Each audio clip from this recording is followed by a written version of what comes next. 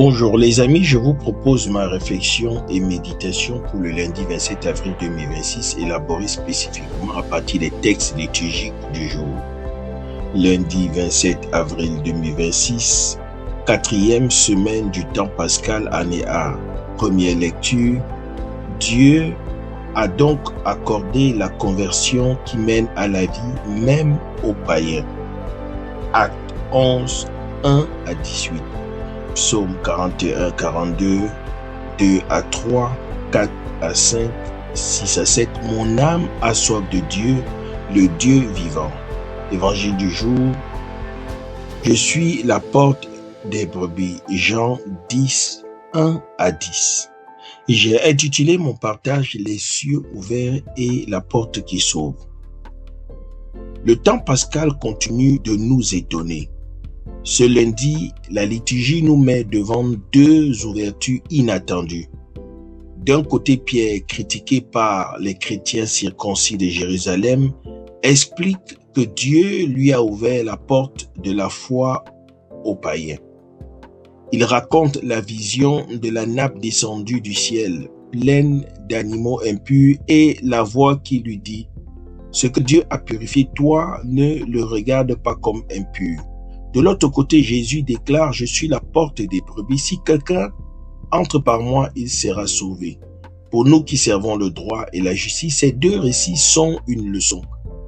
Dieu ouvre des portes que nous avions fermées et la seule porte qui mène à la vie, c'est le Christ. Notre justice doit être une justice qui ouvre et non qui ferme, qui accueille et non qui exclut. Dans les actes des apôtres, Pierre doit se justifier devant les fidèles de Jérusalem. Et il lui reproche d'être entré chez les incirconcis et d'avoir mangé avec eux.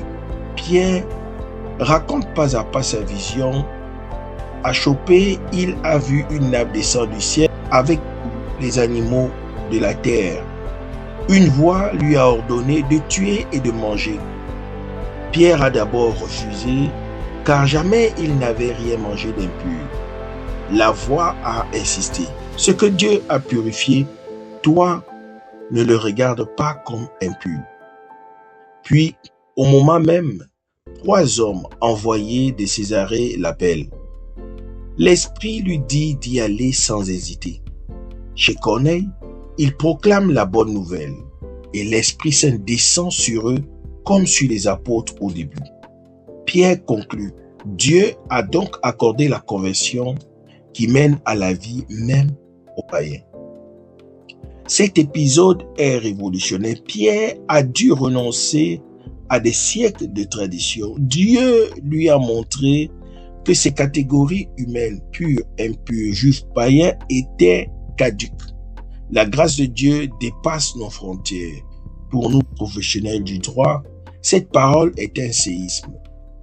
Nous aussi, nous construisons des catégories coupables, innocents, recevables, irrecevables, majeurs, mineurs, national, étrangers. Ces catégories sont nécessaires, mais elles ne doivent jamais devenir des murs que Dieu ne peut franchir. La justice divine dépasse nos distinctions. Elle purifie ce que nous jugeons impur. Elle accueille ce que nous avions exclu. L'évangile des Jean nous donne la clé de cette ouverture. Jésus dit « Je suis la porte des brebis ». Il s'oppose à ceux qui entrent par une autre voie, qui sont des voleurs et des brigands. La porte, c'est le Christ lui-même. Si quelqu'un entre par moi, il sera sauvé.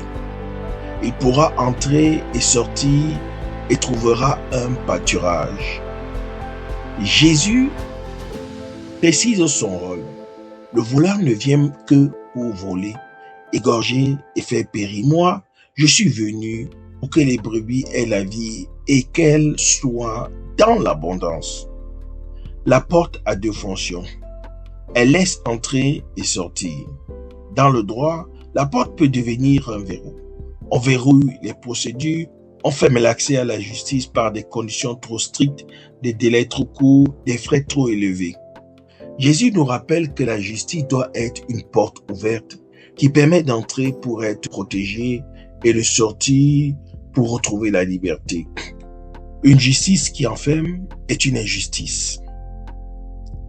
Une justice qui donne accès à la vie et à l'abondance est une icône du Christ. Le psaume 41 exprime la soif de Dieu. Comme un cerf altéré cherche l'eau vive, ainsi mon âme te cherche, toi mon Dieu. Cette soif, c'est celle de tous les hommes, qu'ils soient juifs ou païens, jeunes ou vieux, riches ou pauvres. La porte du Christ est ouverte à tous ceux qui ont soif de vie. Puissions-nous, ce lundi de Pâques, reconnaître que Dieu ouvre les portes que nous avions fermées. Puissions-nous, comme Pierre, renoncer à nos catégories exclusives pour accueillir ceux que Dieu purifie. Puissions-nous, à l'exemple du Christ, être des portes qui donnent accès à la justice, à la vie, à l'abondance. Et puissions-nous ne jamais verrouiller ce que Dieu a ouvert. C'est mon souhait, ma prière pour vous tous et pour moi-même.